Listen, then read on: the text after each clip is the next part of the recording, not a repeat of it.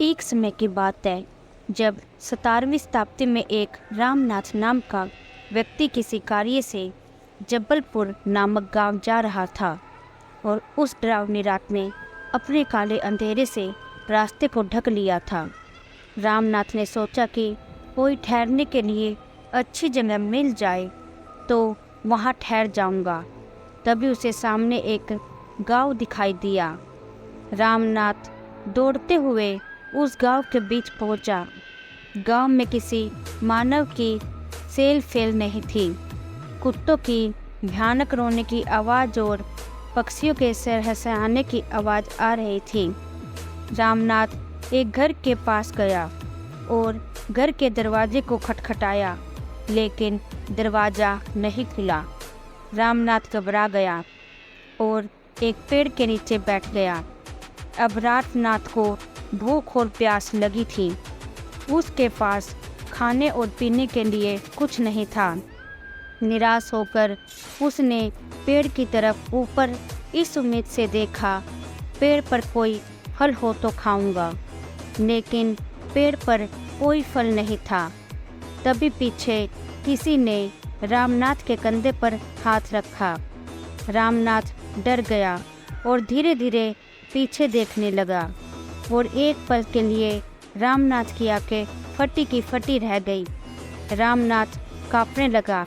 उसकी आंखों के सामने लंबे घने बालों से अपना मुंह ढके सफ़ेद कपड़ों से लिपटा हुआ एक व्यक्ति खड़ा था।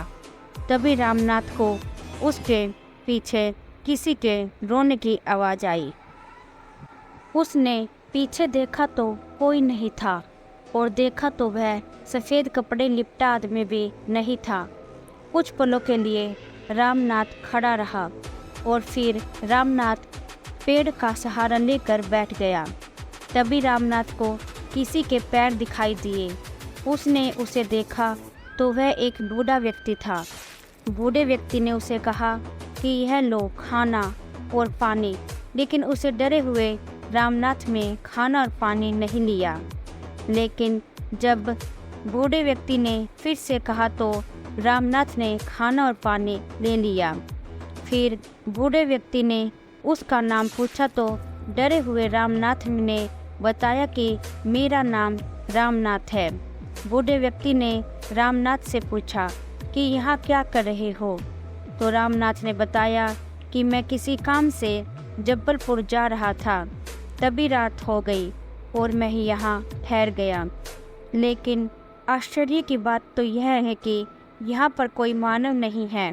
रामनाथ ने बूढ़े आदमी से पूछा, ऐसा क्या है इस गांव में?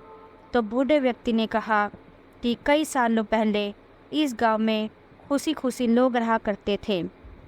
एक रात एक चोर चोरी करके इस पेड़ पर चढ़ गया और पैर फिसलने के कारण गिर गया और मर गया। फिर उस रात के बाद हर रात को एक मृत शरीर इस पेड़ के नीचे गांव वालों को मिला। इस कारण गांव वाले इस गांव को छोड़कर चले गए। तभी रामनाथ को पीछे किसी के रोने की आवाज़ आई। उसने पीछे मुड़कर देखा तो कोई नहीं था और जैसे ही आगे देखा तो भयानक साया उसके सामने था और रामनाथ वहीं बेहोश हो गया। जब उसकी आंखें खुली तो सुबह हो गई थी और वह जल्दी से वहां से भाग गया। और फिर रामनाथ जब भी उस गांव के पास गुजरता था तो वह रात याद आती, लेकिन वह चोर लोगों को क्यों मारता था, यह बात आज तक भी रामनाथ के लिए रहस्य है। धन्यवाद। अगर आपको मेरी कहानियाँ अच्छी लगती हो तो चैनल को सब्सक्राइब करें, वीडियो को लाइक करें और कमेंट करके ज़रूर बताएं। Thank you.